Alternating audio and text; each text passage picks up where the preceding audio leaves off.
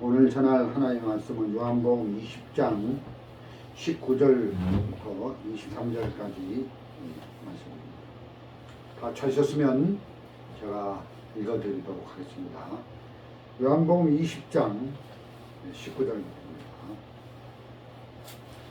이날 곧 안식구 첫날 저녁 때에 제자들이 유대인들을 두려워하여 모인 곳에 문들을 닫았더니 예수께서 오사 가운데 서서 가라사대 너희에게 평강이 있을지어다. 이 말씀을 하시고 손과 옆구리를 보이시니 제자들이 주를 보고 기뻐하더라. 예수께서 또 가라사대 너희에게 평강이 있을지어다. 아버지께서 나를 보내신 것 같이 나도 너희를 보내노라. 이 말씀을 하시고 저희를 향하사 숨을 내쉬며 가라사대 성령을 받으라. 너희가 네 죄든지 사하면 사해질 것이요 네 죄든지 그대로 두면 그대로 있으리라 하시니라. 네, 좀 띄어서요 28절 또 29절 두 절을 더 읽어보겠습니다. 도마가 대답하여 가로되 나의 주시며 나의 하나님이시니라. 예수께서 가라사대 너는 나를 본고로 믿느냐? 보지 못하고 믿는 자들은 복되도다 하시니라. 29절 말씀까지 읽어드렸습니다. 예수님이 부활하셨습니다. 오늘 말씀 읽은 말씀을 통해서 볼 때 예수님이 부활하셨습니다. 예수님이 안식구 첫날 새벽에 이제 부활하셔서 제일 먼저 막달라 마리아에게 보이셨습니다. 그리고 베드로 요한에게도 보이셨고, 오늘 읽은 이 말씀에서는 그 19절에 이날 곧 안식구 첫날 저녁 때에 제자들 유대인을 두려워하여 모인 곳에 문을 닫았더니 예수께서 오사 가운데 서서 가라사대 너희에게 평강이 있을지어다. 제자들이 유대인들이 두려워하여 이제 모인 곳에 문을 닫았다는 거죠. 그곳에 예수님이 나타나셨습니다. 여러분, 이 예수님이 부활하신 몸은 부활하시기 전에 그런 육체와 다르죠. 신령한 몸, 그래서 이제 이 변화된 몸, 그래서 이제 문이 분명히 닫혔는데 이제 신령한 몸으로 변화됐기 때문에 부활하셨기 때문에 그 닫힌 문을 뚫고 들어가는 걸 볼 수가 있습니다. 여러분, 유대인들이 제자들이 왜 두려워하여 벌벌 떨면서 문을 닫고 모여 있었겠습니까? 그 이유는 예수님이 이렇게 십자가에 끌려가서 붙들려서 유대인들에게 붙들려서 처참하게 처형을 당하고 돌아가셨는데, 죽임을 당하셨는데, 유대인들이 생각할 때는 예수는 이단의 괴수다. 그래서 예수님을 이단자로 취급하고 그래서 이제 십자가에 못 박혀 죽였는데, 그 제자들도 역시 똑같아. 그 제자들, 그 잔당들이 남아있는데 그 제자들도 이제 잡아서 죽여야 된다. 감옥에 집어넣어야 된다. 그러니까 예수님처럼 제자들이 이제 붙들려서 감옥에도 가고 십자가의 처형도 당할까봐 이제 유대인들을 두려워해서 이제 문들을 닫고 이제 이렇게 벌벌 떨면서 걱정 근심 속에 이렇게 모여 있는 모습을 볼 수가 있다는 것입니다. 뿐만 아니라 군병들이 이제 그 돈을 받아가지고 예수님 그 돌무덤 속에 가둬뒀는데 이제 가보니까 안 계시잖아요. 그래서 그 제자들이 이제 예수님을 훔쳐갔다고 전해라. 그러니까 그 소문이 돌아서 이제 유대인들이 볼 때 아니 예수님의 시체를 훔쳐간 이 제자들 나쁜 놈들, 그래서 이제 예수님이 제자들을 잡아서 감옥에 가두려고 했기 때문에 이런저런 이유로 이제 그 예수님의 제자들은 유대인들을 두려워해서 문을 닫고 벌벌 떨고 있었다는 것이죠. 여러분, 그 예수님이 살아계실 때 제자들에게 이렇게 말씀하셨습니다. 나는 십자가에 못 박혀 죽고 사흘 후에 다시 살아날 것이다. 3일 후에 다시 부활하실 것이다.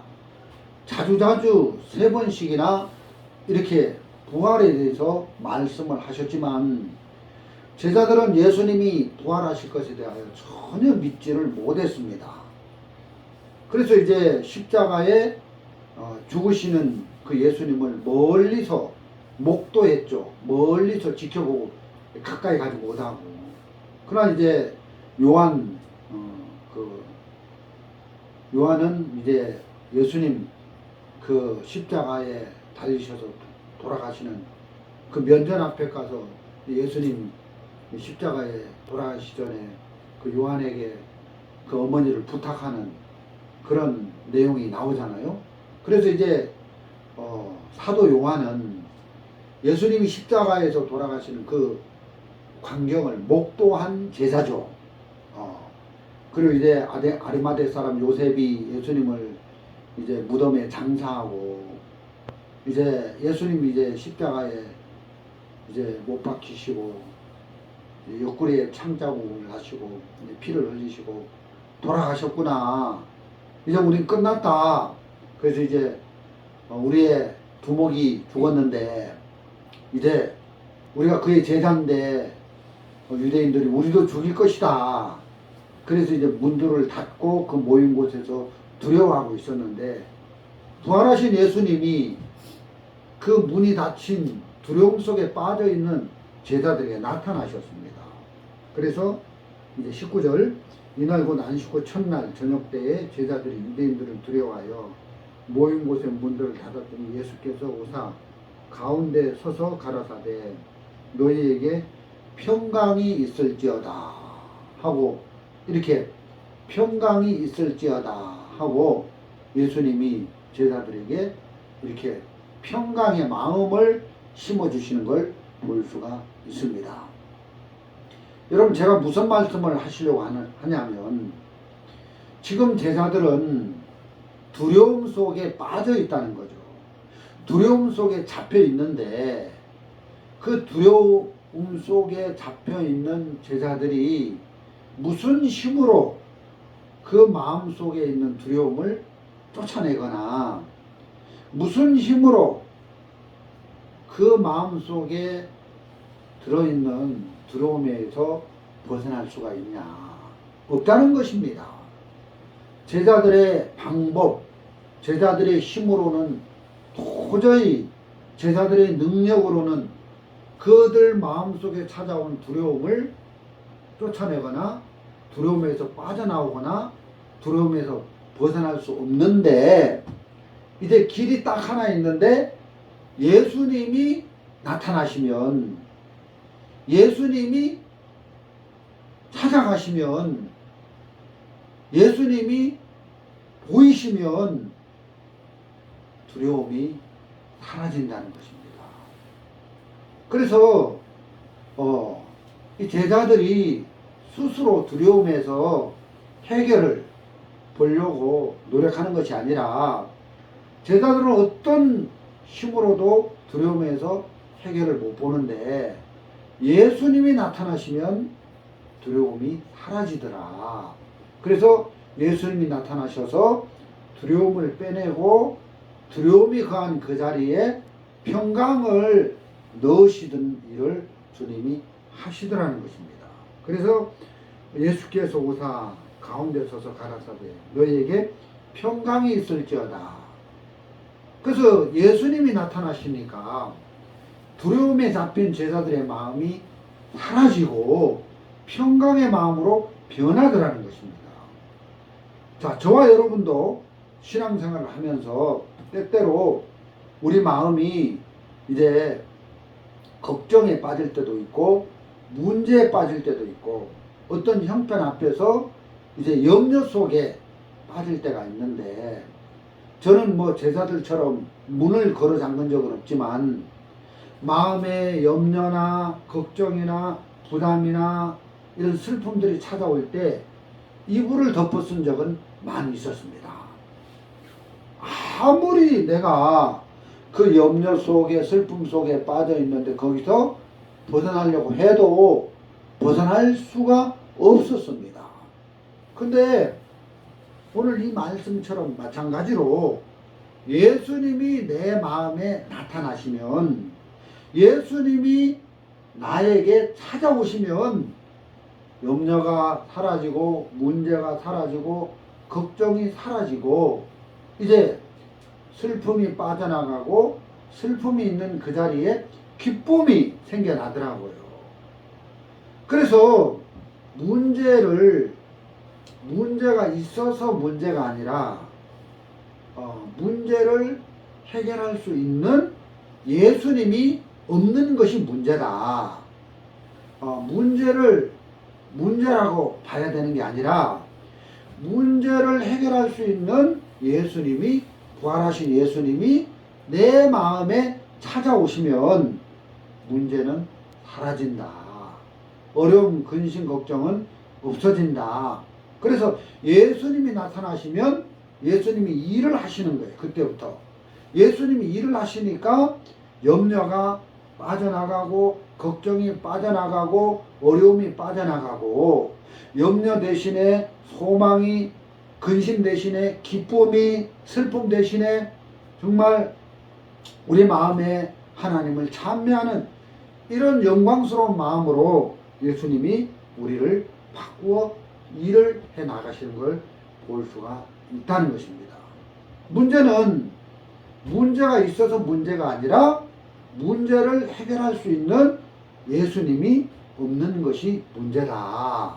그래서 예수님이 나타나시면 어떤 것도 문제가 되지 않는다는 것입니다. 예를 들어서 누가복음에 보면 나인성의 과부가 나오는데, 이 나인성의 과부가 아들이 하나 있는데 진짜 이 독자 아들하고 진짜 이렇게 외롭게 살아가고 있는데 어느 날 아들이 죽었습니다. 그래서 이 나인성의 이 과부는 아들을 잃고 슬픔에 빠져 있고 슬픔에 잠겨 있는데 슬픔에서 벗어날 수가 없어서 장례 행렬을 하면서 울고 있었는데 예수님이 그 장례 행렬 가운데 딱 나타나신 거예요. 그래서 슬픔에 잠겨 있는 과부 앞에 딱 서셔서 그 죽은 아들의 문제를 풀어주는 거예요. 그래서 죽은 아들을 다시 살려내시니까 과부의 마음에 슬픔이 사라지고 기쁨이 샘솟고 절망이 사라지고 소망이 샘솟는 걸 볼 수가 있더라는 것이죠. 이와 같이 예수님이 나타나셔서 예수님이 가시는 곳마다 전부 바뀌는 거예요. 지금 요한복음 20장 19절에서 제자들은 유대인들을 두려워하여 벌벌 떨면서 문을 닫고 두려움에 빠져 있는데 제자들이 어떤 모습으로도 어떤 능력으로도 이 두려움에서 헤어나오지 못하는데 부활하신 예수님이 제자들에게 나타나시니까 평강의 마음으로 제자들이 바뀌는 걸 볼 수가 있더라는 것입니다. 여러분, 우리가 인생을 살면서 우리 인생 중에도 이렇게 가끔씩 절망이 찾아올 때도 있고 슬픔이 찾아올 때도 있고 낙심이 찾아올 때도 있는데 그때 우리는 우리가 이 문제들을 해결하려고 노력해야 되는 게 아니라 예수님이 나타나시면 된다. 예수님이 우리 안에서 일을 하시면 모든 것이 정상적으로 회복이 된다는 것입니다.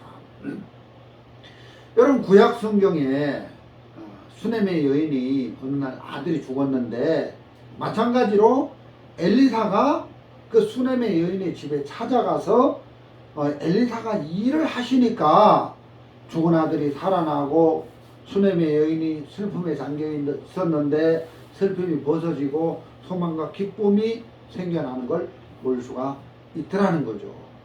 여러분 구약 성경에 나타난 엘리사는 신약의 예수님의 그림자인데, 그래서 예수님이 우리 삶 속에 나타나면 어떤 문제도 어떤 것도 문제가 되지 않고 그것이 다 해결이 되더라. 그래서 우리가 인생을 살아가면서 우리가 우리 속에 우리도 모르게 이런저런 슬픈 일들이 찾아오고 절망스러운 일들이 찾아오고 낙심스러운 일들이 찾아올 때 어떻게 해야 되냐? 예수님을 우리가 바라보는 거다. 우리를 구원하신 예수님을 우리가 만나는 거다. 그래서 그 예수님이 나타나시면 예수님이 우리 안에서 그때부터 일을 해서 정상적으로 모든 것을 바꿔 나가신 걸 볼 수가 있더라는 것입니다. 그래서 참 이게 참 놀랍다 이런 마음이 드는 거죠. 저는 무슨 얘기를 하려고 하냐면 제가 예수님을 만나기 전에 죄 때문에 너무너무 괴롭고 슬프고 이 죄의 문제를 해결하고 싶어서 정말 안절부절 막 여기저기 가서 죄를 씻어보려고 노력을 했습니다. 그래서 이제 성당에도 다녀보고 또 신부님에 가서 고해성사도 해보고 해도 죄가 안 없어지는 거예요. 그래서 야, 이 성당도 가짜로구나. 야, 내 죄를 씻어줄 수 있는 이 죄를 사해줄 수 있는 곳이 없을까 하고 이렇게 회의를 막 느끼고 이렇게 살았는데 어느 날 제가 복음의 말씀을 만났습니다. 복음을 만나고 말씀을 만나고 예수님을 만나고 나니까 내 죄가 다 씻어요. 근데 말씀이 찾아오니까 죄의 문제가 끝나더라는 것입니다. 두려움에 빠져있는 제자들에게 예수님이 찾아가시니까 두려움이 빠져나가는 것처럼 죄 때문에 슬픔 속에 큰 절망 속에 있는 나에게 복음의 말씀 한마디가 찾아오니까 모든 것이 해결이 되어지더라는 거죠. 그게 이제 요한복음 1장 29절입니다. 보라, 세상 죄를 지고 가는 하나님의 어린 양이로다. 이 말씀 한마디가 예수님이 내 죄를 다 짊어지고 가셨구나. 내 죄도 세상 죄에 들어있는데 세상 죄를 짊어지고 가실 때 내 죄도 포함되어 있는데 이미 예수님이 내 모든 과거 현재 미래 죄를 다 짊어지고 가셨구나 해서 죄에서 해방을 받게 되더라는 거예요. 이렇게 복음의 말씀 한마디가 오면 죄가 사라지는 것처럼. 그리고 히브리서 9장 12절 한번 보겠습니다. 히브리서 9장 12절. 염소와 송아지의 피로 아니하고 오직 자기 피로 영원한 속죄를 이루사 단번에 성소에 들어가셨느니라. 여러분 구약시대 이스라엘 백성들이 죄를 지었을 때 염소와 송아지의 피로 죄를 씻었는데 그것은 지은 죄만 해결을 받습니다. 대속죄일날 1년 동안 짓는 죄를 위해서 7월 10일날 대제사장이 염소의 피를 가지고 지성소에 뿌려서 이스라엘 백성들의 죄를 씻었는데 그것은 물론 과거, 현재, 미래의 죄를 씻었지만 어디가 1년 동안입니다. 그래서 다음에는 또 대속죄일날 또 제사를 드리기 위해서 짐승을 잡아야 되는데 염소를 잡아야 되는데 염소의 피로 죄를 씻는 일을 했는데 이것은 영원히 우리 죄를 못 씻었는데 예수의 피는 우리의 죄를 영원히 씻었다는 것입니다. 그러니까 단번에 우리 죄를 속하시고 성소에 이 땅에 있는 시간계의 성소에 들어간 것이 아니라 유한계, 영원한 유한계의 하늘나라에 있는 성소에 들어가셔서 그 성소, 하늘나라 성소에 그 피를 발랐기 때문에 우리 죄가 영원히 씻어졌다. 그래서 이런 말씀들이 우리 마음에 찾아올 때 정말 머리털보다 많던 이 죄가 깨끗이 사함을 받게 되는 것이죠. 그리고 히브리서 10장 17절 에도 보면 또 저희 죄와 저희 불법을 내가 다시 기억지 아니하리라 하셨으니, 이런 말씀들이, 복음의 말씀들이 내 마음에 믿어지면서 정말 죄 사함을 받고 죄에서 벗어나서 너무 기쁜 행복한 삶을 살게 되는 걸 볼 수가 있었습니다. 죄뿐만 아니라 저는 제 인생이 슬펐습니다. 어려서부터 허무했습니다.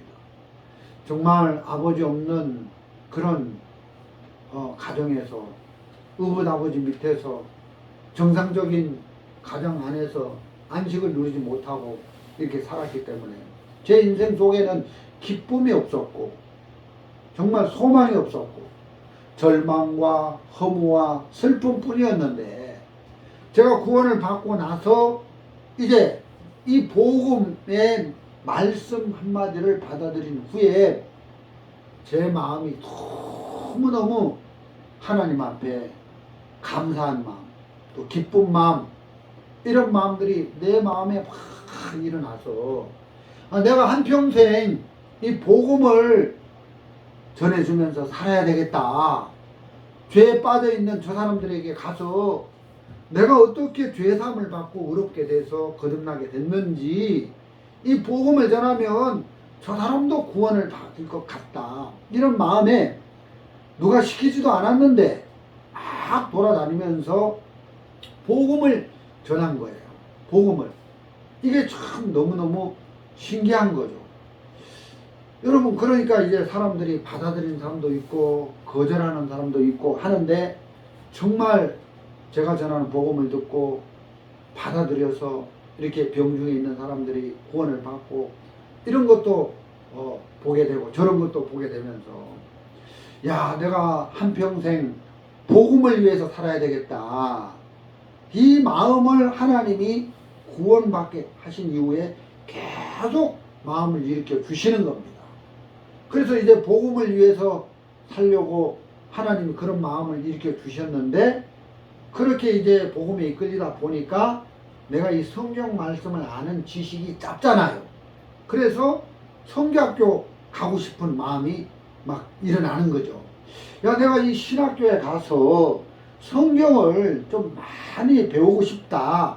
이런 마음들이 막 일어나서 하나님께서 또 성경학교에 가게 하셔서 또 성경을 배우게 하시고 평생 복음을 위해서 살 수 있도록 이렇게 그런 마음을 주셨다는 것입니다.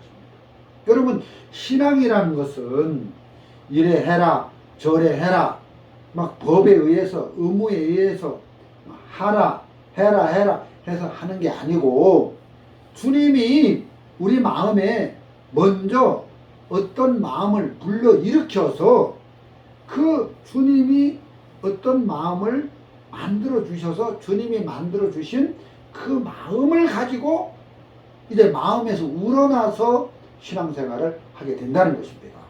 여러분, 제가 기소선에 있다가 나와서 저는 어떻게 살지, 어떻게 살아야지, 또 왜 살아야지, 이런 부분에 참 궁금한 마음이 있었는데, 참 기소선 나와서 목회를 해야 되겠다.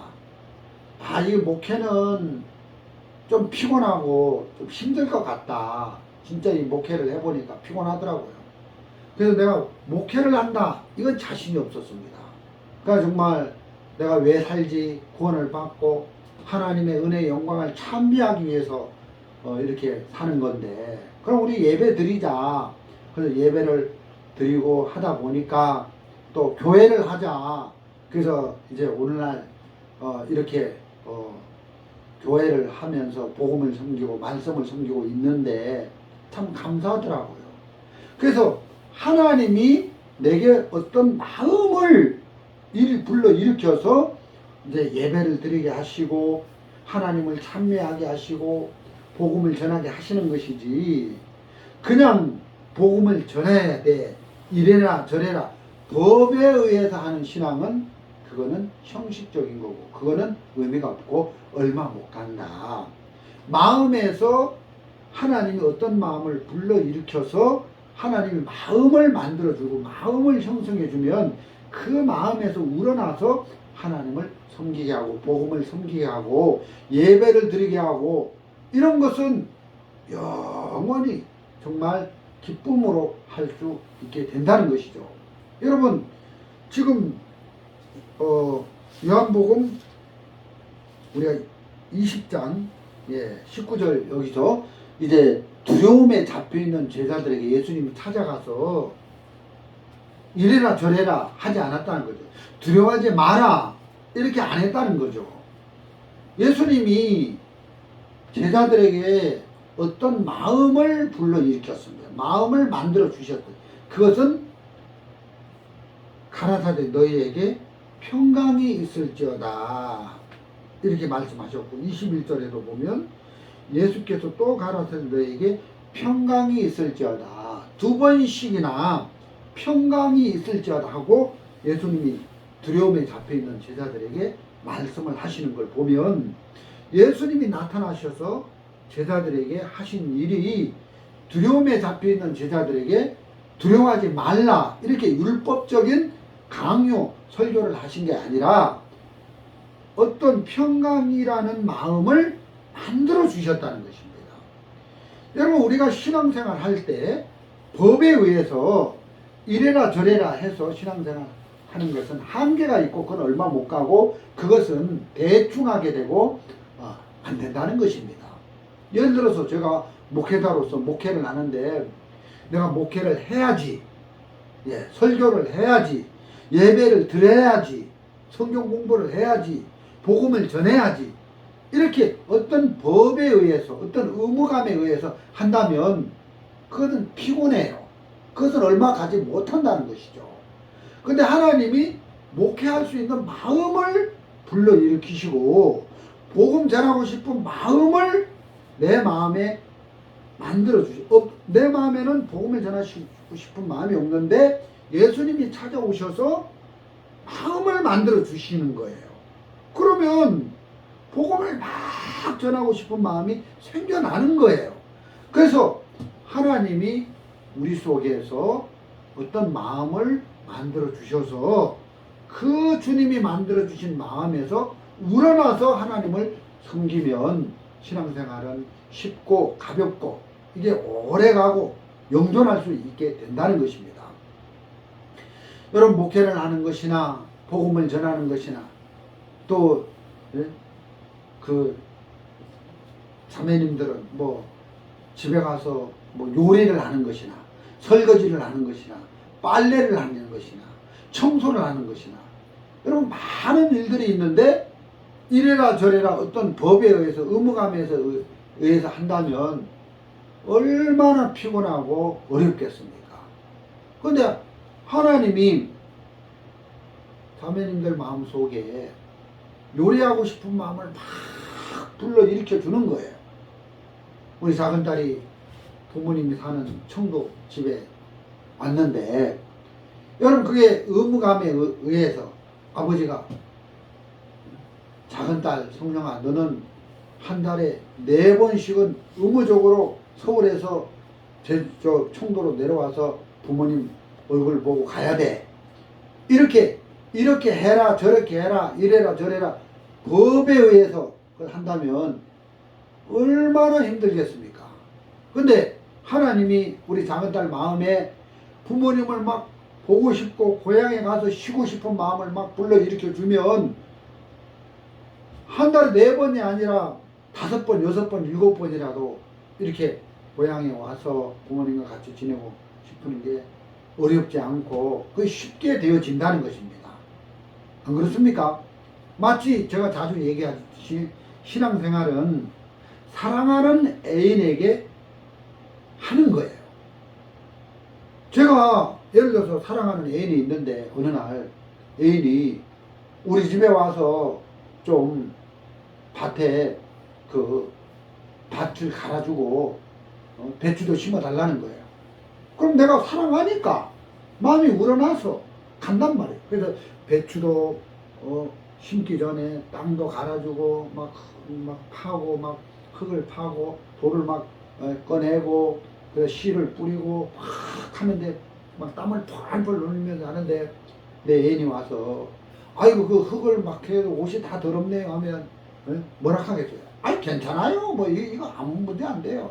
아유 살살하세요 뭐 하는데 괜찮아요 막 기쁘니까 내가 막 그 애인을 위해서 시간을 들이고 막 하는 건 기쁘단 말이에요. 내가 작은 딸을 사랑하니까 작은 딸이 우리 집에 아빠 보러 온대. 그럼 막 그게 막 작은 딸을 위해서 막 이것도 해주고 싶고 저것도 해주고 싶고 막 넌 쉬어 아빠가 방청소도 할게 쉬어 아빠가 불도 피울게 쉬어 하지마 엄마가 요리도 해줄게 다 해놓고 이제 요리를 차리면은 작은 딸을 사랑하니까 작은 딸 와서 밥 먹어 막 그러고 이게 막 마음이 우러나서 기뻐서 하는 거지.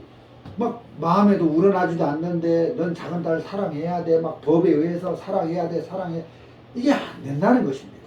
사랑해야지 우리가 하나님을 사랑하고 이웃을 사랑하고 그게 그렇게 되는 게 아니라 사랑할 수밖에 없는 마음을 하나님이 우리 속에 만들어 주셔서 그 일을 하게 하니까 쉽다는 것입니다. 여러분 지금 예수님이 제자들에게 평강할지어다 두 번 이렇게 말씀을 하시고 이제 21절에 예수께서 또 가라사대 너희에게 평강이 있을지어다 아버지께서 나를 보내신 것 같이 나도 너희를 보내노라 했는데 이제 나도 너희를 보내노라 여기서 이제 나는 예수님이고 너희를 보내는 사도들이죠 제자들을 보내는 거예요. 어디로? 복음을 전하는 복음 전도자로 세상에 보내는 거예요. 그러면 예수님이 제자들을 복음을 전하도록 세상에 보낼 때 그냥 보내는 게 아니라 평강의 마음을 제자들에게 넣어서 보낸다는 거죠. 그래서 두 번씩 두려움에 빠져있는 제자들에게 평강할지어다 해서 두려움을 빼내고 그 자리에 평강의 마음을 집어넣었다는 거예요. 화평의 마음을 집어넣었다는 거예요. 그러니까 제자들은 평강 가운데서 이제 복음을 전하러 가는 거죠. 여러분 우리가 생각을 예수님 부활하시고 두려움에 잡혀있는 제자들에게 나타나셔서 제일 먼저 평강할지어다 하고 평강의 마음을 그들에게 만들어 주셨습니다. 왜 그렇게 하셨겠습니까? 그것은 신앙생활 하는데 기초가 평강이라는 것입니다. 여러분 예를 들어서 여러분이 지금 마음이 평강하지 않는데 평화스럽지 않는데 이 자리에 앉아서 예배 드릴 수 있습니까? 막 혼자 파고 어둡고 막 이런데 예배 못 드리는 거예요. 여러분 마음이 평강한 가운데 없는데 여러분 불안하고 막 두렵고 하는데 제자들이 복음을 전할 수 있습니까? 내가 너희를 보낼 수 있습니까? 예수님이 복음 전도자로 세상에 보낼 수 있습니까? 없습니다. 그래서 복음을 전하는 복음 전도자로 내가 너희를 아버지께서 나를 보낸 것처럼 나도 너희를 세상에 복음 전도자로 보낸다 할 때에 복음을 전하라고 그냥 의무적으로 복음을 전해라 이렇게 하지 않고 어떤 마음을 만들어 주신다. 복음을 전할 수 있도록 평강의 마음을 만들어 주셔서 그 마음에 우러나서 복음을 전하는 걸 볼 수가 있더라는 거죠. 그럼 이 사도행전에 보면 10장입니까 11장에 보면 야고보가 복음을 전하다가 이제 순교 잡혀가서 이제 죽는 일을 볼 수 있습니다. 근데 이제 베드로도 같이 끌려가서 이제 감옥에 잡혔는데 이제 야고보가 먼저 순교를 당했으니까 나도 이제 죽을 줄 몰라. 그래서 베드로는 분명히 복음을 전하다가 감옥에서 이제 두려움 속에 빠져 있어야 되는데, 그때 감옥에 들어갔는데 깊이 잠들었습니다. 그래서 천사가 이제 베드로를 깨우는 거예요. 여러분, 우리가 볼 때 복음 전하다가 먼저 야고보가 잡혀가서 처형당하고, 이제 베드로도 잡혀가서 이제 감옥에서 이제 처형당할 시간만 기다리고 있는데, 분명히 베드로 마음에 두려움이 있으면 그 감옥에서 깊은 잠을 못 잘 건데, 베드로는 그런 형편 알지만, 자기가 처형될 수 있는 운명에 다가왔다는 그 형편도 알지만 평안스럽다, 그 마음이 평강 가운데 있었다는 거죠. 여기 지금 요한복음 20장 19절부터 우리가 읽었는데, 예수님이 제자들에게 평강할지어다 할 때 주님이 평강의 마음을 넣어줬기 때문에 어떤 상황에서도 두려워하지 않고 복음을 전하면서 감옥에서도 평강한 마음이 유지되어져 있기 때문에 깊이 잠을 잘 수 있는 걸 볼 수가 있습니다. 여러분, 우리가 신앙생활 하면서 우리 마음이 막 불안하고, 우리 마음이 막 두렵고, 우리 마음이 막 슬프고 절망스럽고 이럴 때 잠을 잘 못 자잖아요. 여러분, 잠을 잘 못 잔다는 것은 평강한 가운데 마음이 없다는 증거지요. 근데 예수님이 오셔서 우리 마음에 평화스러운 마음을 넣어주시면 잠을 잘 잘 수 있는 거예요. 그래서 뭐 언니하고 동생이 사는데 막 싸워가지고 막 같이 있기도 싫고 같이 지내기도 싫고 벗어나고 싶고 그래서 되는 게 아니라, 그런 문제가 있을 때 예수님이 찾아와서 그 마음을 바꿔주시면 된다는 것입니다. 예수님은 변화의 왕입니다. 어떤 문제도 예수님이 나타나시면 변화하지 않는 마음이 없습니다. 그래서 두려움에 잡혀있는 제자들의 마음에, 유대인들을 향해서 무서워 벌벌 떨고 있는 마음에 방문을 잠가놓고 꼭꼭 숨어있는 그 제자들의 마음에 예수님이 찾아서 평강할지어다 하고 2번씩이나 마음을 만들어 주시니까 제자들이 그 마음을 기초로 해서 복음을 전하는 삶을 사는 걸 볼 수 있습니다. 여러분, 평강의 반대는 뭐겠어요? 스트레스죠, 스트레스. 예. 그래서, 스트레스, 평강의 반대는 스트레스인데, 스트레스를 받는 거죠. 근데 이제 예수님이 찾아오시고, 말씀이 찾아오시면, 내 마음에 찾아온 그 스트레스를 다 떨쳐버리는 거예요. 우리가 세상에 사람과 사람, 인간과 인간의 관계를 갖다 보면, 거기서 많은 스트레스가 발생하는데, 그걸 어떻게 우리가 그 문제에서 벗어나고 그 문제에서 해결을 볼 수 있느냐? 우리 스스로는 안 된다. 말씀이 찾아오면, 주님이 찾아오면 된다. 주님이 나타나시면 주님이 가는 곳마다 나인성의 과부의 아들이 죽어서 슬픔에 빠졌는데, 그 슬픔에 빠진 나인성의 과부의 마음을 기쁨으로 만들기 위해서 그 과부 죽은 아들을 살리는 것처럼, 우리 주님이 가시는 곳마다 일을 하셔서 그 일의 열매가 나타나서 평강의 마음으로, 화평의 마음으로, 희락의 마음으로, 소망의 마음으로, 기쁨의 마음으로, 믿음의 마음으로 우리 마음을 바꾸시는 일을 하는 걸 볼 수가 있습니다. 제가 구원을 받고 또 목회를 하면서 근간에 요즘 마음이 막 무겁고 어렵더라고요. 내가 왜 이렇게 마음이 무겁고 어렵지? 내가 왜 이렇게 힘들지? 이런 마음이 막 드는 겁니다. 예, 그런데 누가복음 11장 33절 말씀을 보는데, 우리 한번 보겠습니다. 누가복음 11장 33절입니다. 누구든지 등불을 켜서 속에나 마을 아래 두지 아니하고 등경 위에 두나니 이는 들어가는 자로 그 빛을 보게 하려 함이라. 34절 내 몸의 등불은 눈이라. 내 눈이 성하면 온몸이 밝을 것이요 만일 나쁘면 내 몸도 어두우리라. 우리 몸의 등불은 눈이라는 거예요. 이 눈. 이 눈이 몸의 등불이라는 거예요. 그래서 눈이 성하면 온몸이 밝을 것이요 눈이 나쁘면 온몸이 어두울 것이다.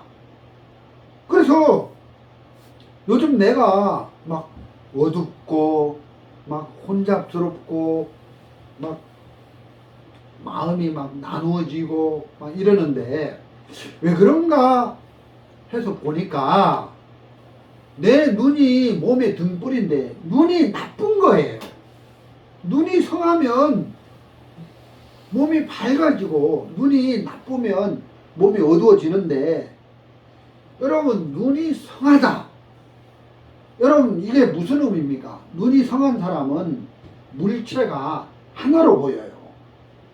근데 눈이 나쁜 사람은 물체가 두 개로 보이는 거라. 그래서 이제 여호와가 하나님인지 바알이 하나님인지 헷갈리는 거예요. 바알도 하나님 같고 여호와도 하나님 같고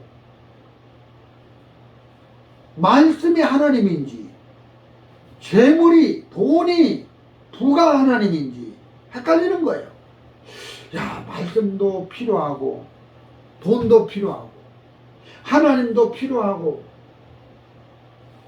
재물도 필요하고 재물 쪽에 이걸 쏠리는 마음도 있고 하나님 쪽에 쏠리는 마음도 있고 이 두 가지로 보인다는 거죠.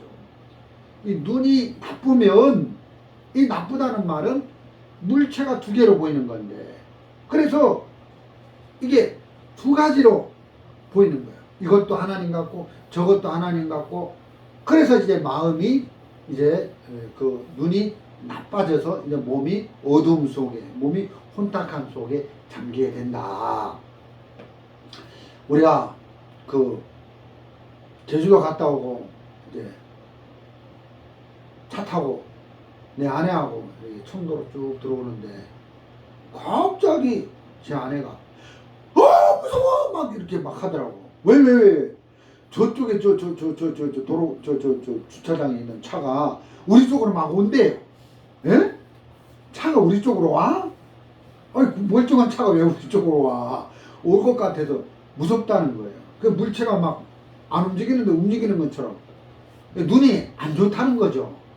어떤 사람이 막 귀신이 들렸는데 잠을 자려고 하는데 막 장롱이 자기 쪽으로 넘어온대요. 오, 장롱 넘어와. 장롱 멀쩡한데. 그래 이제 눈이 나쁘면 막 이제 물체가 흐릿흐릿하게 보이고 성경을 읽는데 눈이 나쁜 사람은 막 점도 다 빼먹고만 있잖아요. 육신의 눈은 나빠도 되는데 영적인 눈은 좋아야 돼. 그 눈이 성하면 물체가 하나로 보이는데 하나님만 보인다는 거죠. 예수님만 보인다. 그래서 눈이 성한 사람은 예수님만 하나님이로구나. 말씀만 하나님이로구나. 그래서 말씀이 또렷하게 보이는 거예요. 그래 말씀이 또렷하게 보이면 말씀이 나타나면 어떤 죄가 있어도 문제가 안 되고 어떤 슬픈 우환이 와도 문제. 왜? 말씀이 나타나는 곳마다 말씀이 일을 하는 곳마다 해결 못하는 게 없거든요. 그 예수님이 또렷하게 예수님만 하나님으로 보이는 이게 눈이 성한 사람이다. 예수님은 천지 창조를 하신 분이고 예수님은 홍해를 걸으신 분이고 가르신 분이고 예수님은 이스라엘 백성들이 40년 동안 광야에서 인도하시면서 그들을 살게 하신 분인데 그 예수님 그 하나님이 내 눈앞에 그 말씀이신 하나님이 또렷하게 보이면 어떤 것도 문제가 안 된다는 것입니다. 그래서 우리가 인생을 살아가면서 말씀만 하나님으로 보이는 거예요. 말씀만 예수님으로 보이는 거예요. 그럼 말씀을 우리 마음에 나타나게 하면 그 말씀이 우리 삶 속에 모든 형편들을 좋게 아름답게 선으로 바꿔 가시기 때문에 놀랍게 변화를 입을 수밖에 없다는 것입니다. 여기 요한복음 20장을 읽었는데 예.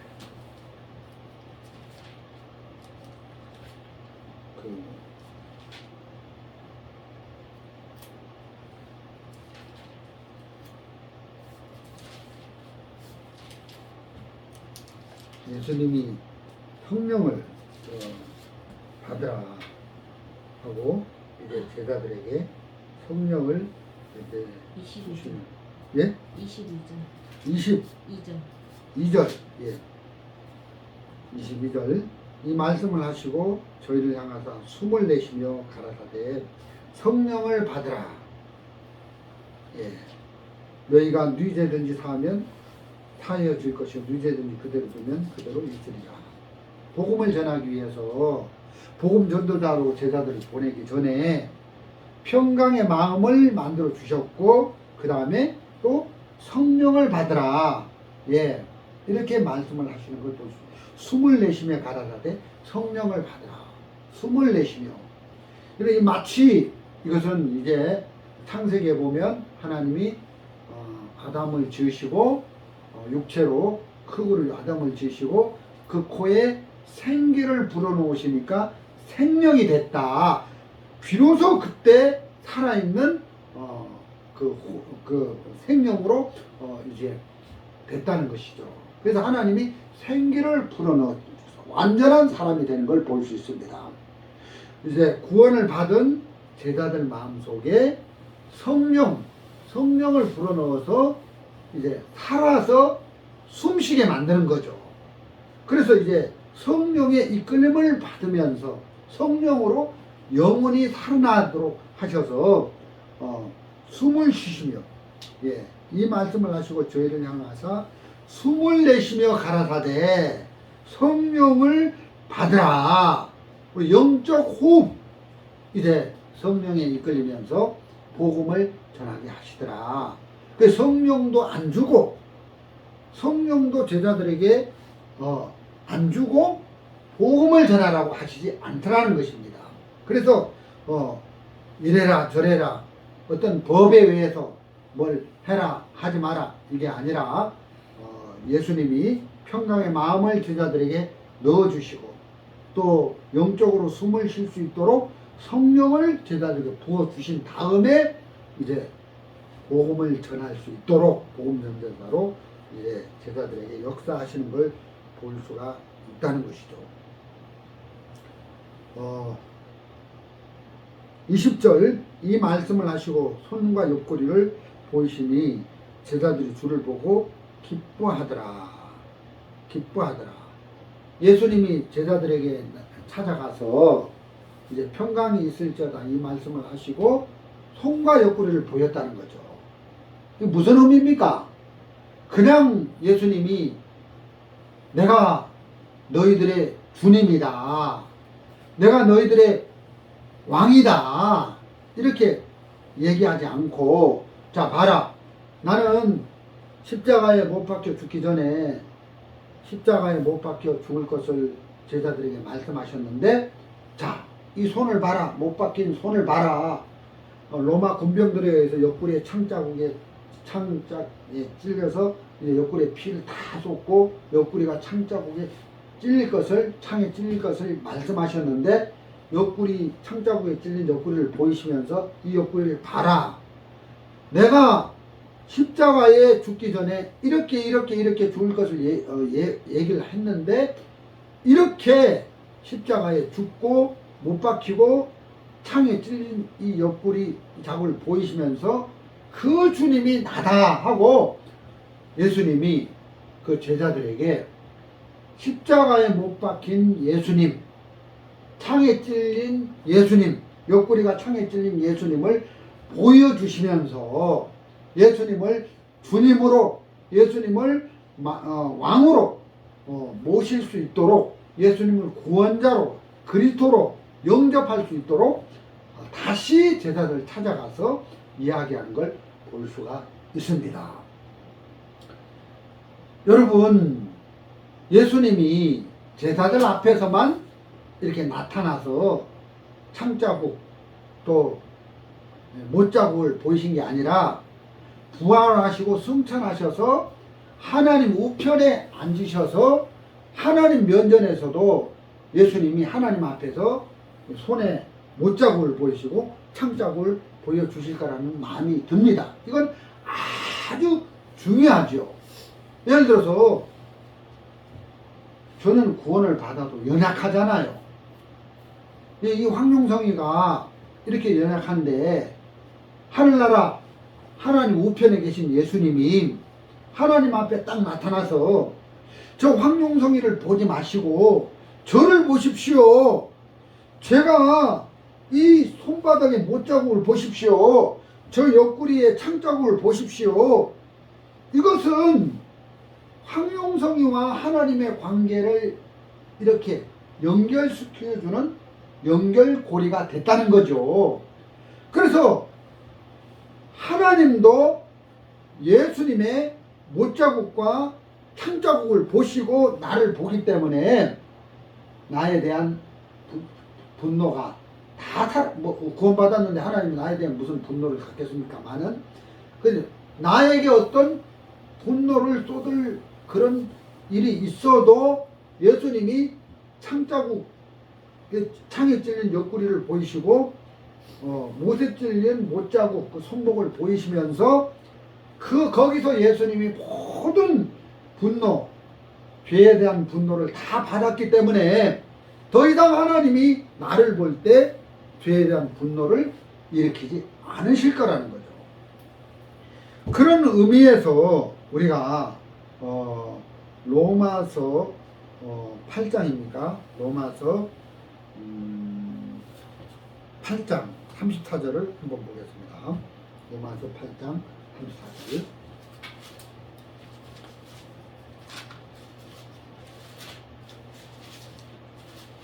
34절. 누가 정죄하리요? 죽으실 뿐 아니라 다시 살아나신 이는 그리스도 예수시니 그는 하나님 우편에 계신 자요 우리를 위하여 강구하시는 자시라. 자, 예수님이 부활하셨다는 의미는 예수님이 부활하셔서 승천하셔서 하나님 우편에 앉으신 거예요. 그래서 예수님 우리를 고아처럼 버려두지 않고 내가 아버지께로 가면 보혜사 성령을 너희에게 보낼 것이다. 그리고 하나님 우편에 앉아 계시면서 뭐라고 하죠? 그는 하나님 우편에 계신 자요 우리를 위하여 강구하시는 자다. 우리를 위하여 강구하신다. 이 강구한다는 말은 내가 구원을 받아도 부족하니까 죄사함을 받아도 연약한 사람이기 때문에 실수하고 범죄할 수 있는 사람이기 때문에 이렇게 약한 사람이라는 걸 알기 때문에 예수님이 하나님 우편에 앉으셔서 옆구리에 찔린 창자국을 하나님에게 보이는 거예요. 저 황룡성이를 보지 마세요. 내가 황룡성이가 연약하기 때문에 황룡성이가 받아야 될 하나님 앞에 진노, 저주 이것을 다 받은 흔적이 이 옆구리에 있습니다. 이 손목에 못자국이 났는데 저 황룡성가 받아야 될 그 죄에 대한 심판을 내가 다 받았습니다. 그래서 하나님 앞에 못자국을 보이고 창자국을 보이면서 막 강구를 하신다는 거죠. 저와 여러분을 위해서. 그래서 하나님 우리에게 쏟아야 될 어떤 분노도 예수님의 창자국과 예수님의 못자국을 보시면서 안 내리신다. 우리를 평강 가운데 이렇게 인도하신다. 이런 마음이 드니까 너무 감사하신 겁니다. 누가 능히 하나님이 택하신 자들을 송사리요. 33절에 보면 그 앞에 누가 능히 하나님이 택하신 자들을 송사리요. 이런 말씀이 있는데 하나님이 우리를 택하셨다. 이 말씀이 너무너무 감사한 것이죠. 이 말씀이 너무너무 우리 마음에 은혜가 되는 것입니다. 이제 그 어떤 복음서에 보면 우리가 예수님을 택한 게 아니라 예수님이 우리를 택했다는 것입니다. 요한복음 15장 10절을 보겠습니다. 요한복음 15장 10절. 요한복음 15장 10절입니다. 예, 제가 읽어보겠습니다.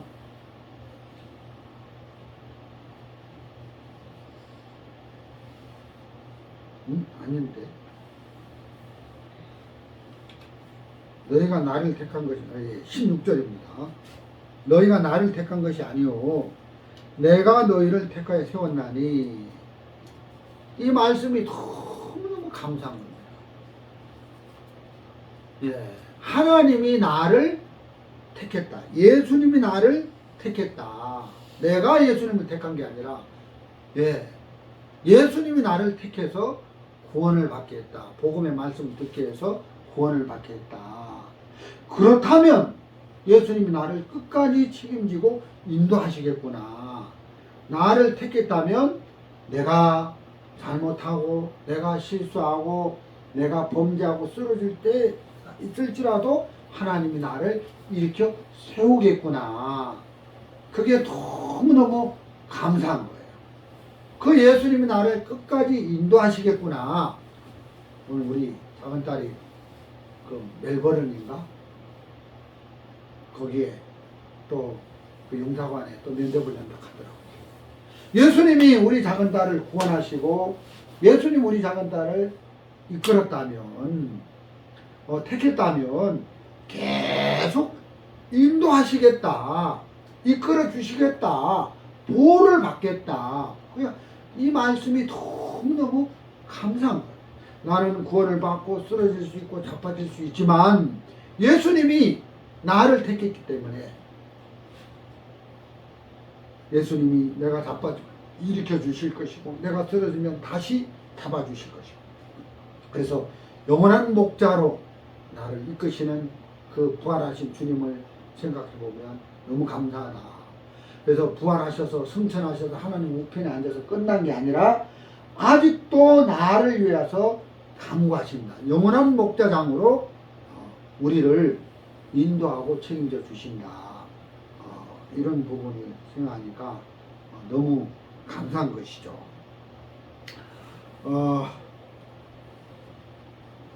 그래서 이제 우리 그 요한복음 20장 28절 도마가 대답하여 가로되 29절 예수께서 가로되 너는 나를 본 거로 믿느냐 보지 못하고 믿는 자들은 복되도다 하시도다. 29절 예수께서 가라사대 너는 나를 본 거로. 여러분 이 도마가 예수님을 봤습니다. 나는 예수님 옆구리에 손을 넣어보지 못하고는 도저히 안 믿겠습니다. 예수님 다 보여주셨습니다. 그래서 도마에게 너는 나를 본 거로 믿느냐. 여러분 신약의 예수님의 제자들은 부활하신 예수님을 다 봤습니다. 십자가에 못 박히는 예수님도 멀찍이서 봤고 요한사도는 그 면전한 목전에서 봤고 또 도마는 부활하신 예수님이 직접 찾아가서 의심 많은 도마에게 찾아가서 보여줘서 봤고 그래서 보고 믿었는데 여러분 이 말씀에 너는 나를 본 거로 믿느냐 보지 못하고 믿는 자는 복다주다.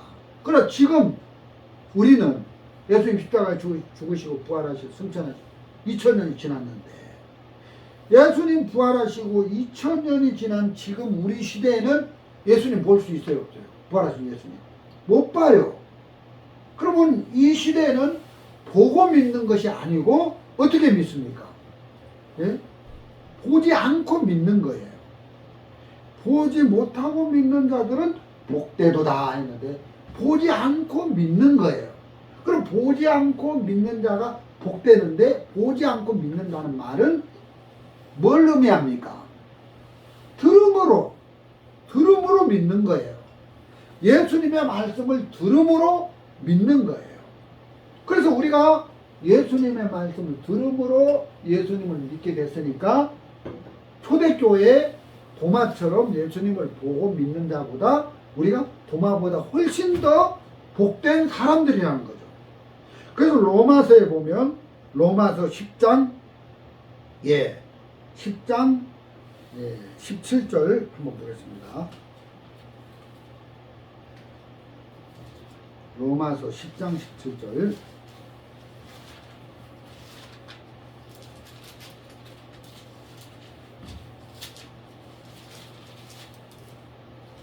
로마서 10장 17절.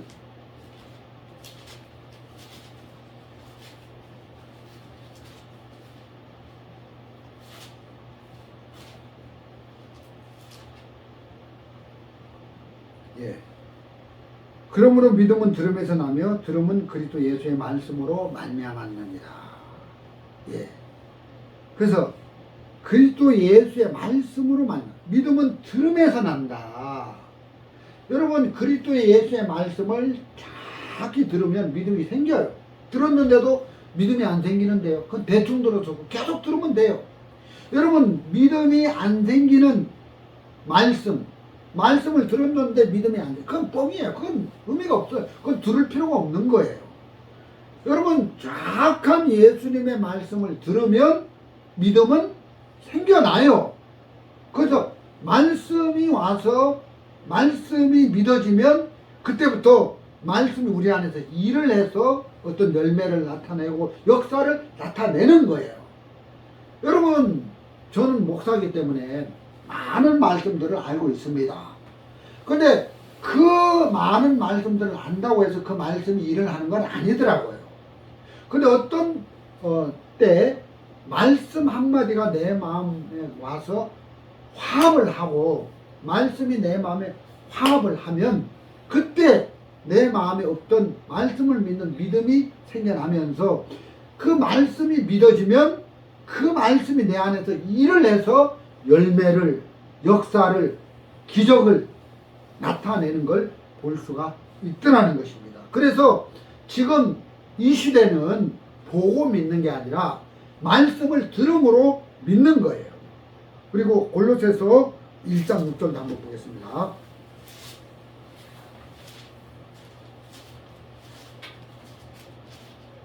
골로새서 1장 6절.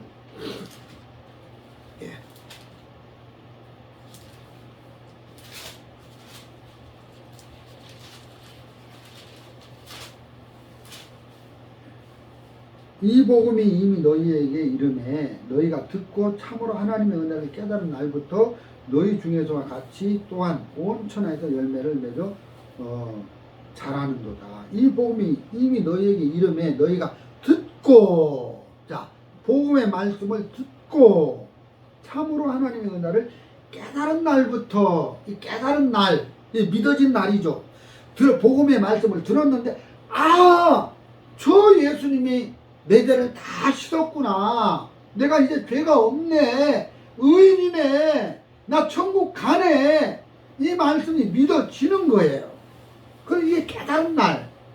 듣고 깨달은 날. 이게 믿어지는 날이죠. 그러면 그 말씀이 내 마음에 화합이 됐기 때문에 그 말씀이 내 안에서 일을 한다는 거예요. 일을 해서 열매를 맺게 된다. 이런 말씀들을 우리에게 하고 있습니다. 그래서 보고 믿는 자보다 듣고 보지 않고 들음으로 믿는 자가 더 복되다. 우리가 초대교회 도마보다 제자들보다 훨씬 더 복된 사람이다. 그런 마음이 드는 것입니다. 그래서 이제 제자들에게 이제 복음을 전하기 위해서 이제 복음을 전하도록 하셨는데, 요한복음 21장 2절 3절을 한번 보겠습니다. 21장 2절. 시몬 베드로와 디두모라 하는 도마와 갈릴리 가나 사람 나다나엘과 세베대의 아들, 세베대의 아들 야고보와 요한을 말하는 거죠. 아들들과 또 다른 제자 둘이 함께 있더니 시몬 베드로가 나는 물고기 잡으러 가노라 하매 우리도 함께 가겠다 하고 나가서 배에 올랐으나 이 밤에 아무것도 잡지 못하였더니, 여러분 우리가 21장 2절 3절을 보면 참 이상하잖아요. 분명히 20장에 예수님이 나타나셔서 평강이 있을지어다, 또 예수님이 숨을 내쉬면서 성령도 부어주시고 했는데, 그럼 바로 제자들이 나가서 복음을 전할 것 같은데, 그 부활하신 예수님을 만나고 예수님이 이렇게 일을 하셨는데도 불구하고 베드로가 나는 가서 고기 잡겠다 하니까 모든 제자들과 같이 다 고기를 잡으러 간 거예요. 그럼 예수님 볼 때 참 희한한 일이잖아요. 우리가 볼 때 이 정도 하면 복음 전하러 가지 고기 잡으러 안 갈 것 같은데, 근데 그날 밤에도 고기를 한 마리 못 잡았는데 부활하신 예수님이 다시 제자들에게 찾아가서, 물고기 잡으러 간 제자들에게 찾아가서 어떤 푸시를 안 했다는 거예요.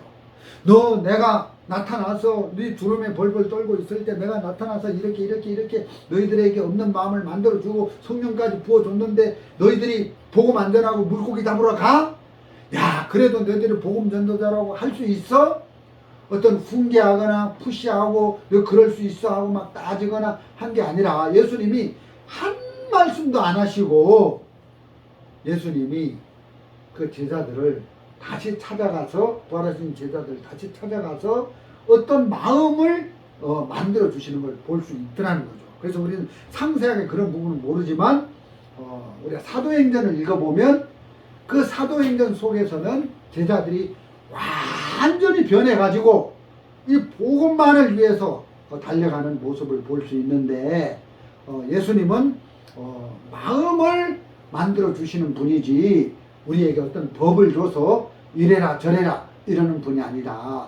그래서 제자들에게, 믿음 없던 제자들에게 찾아가서 옆구리 또 이 손자국, 못자국을 다 보여주시면서 믿음을 만들어내고, 그래서 이제 예수님이 평강의 마음을 이끌어 주셔서 이제 했던 것처럼 의심 많은 도마에게 찾아가서 이렇게 보여주셔서, 도마가 28절에 도마가 대답하여 가로되 나의 주시며 나의 하나님이시니이다. 이제 도마는, 야, 십자가에 죽은 예수님이 부활하셨구나, 살아나셨구나, 예수님이 사망을 이기셨구나, 그러면 죽음의 문제까지도 다 해결하신 예수님이라면 내가 죽어도 예수님을 믿으면 부활하겠구나, 우리 주님이 나도 부활시키겠구나.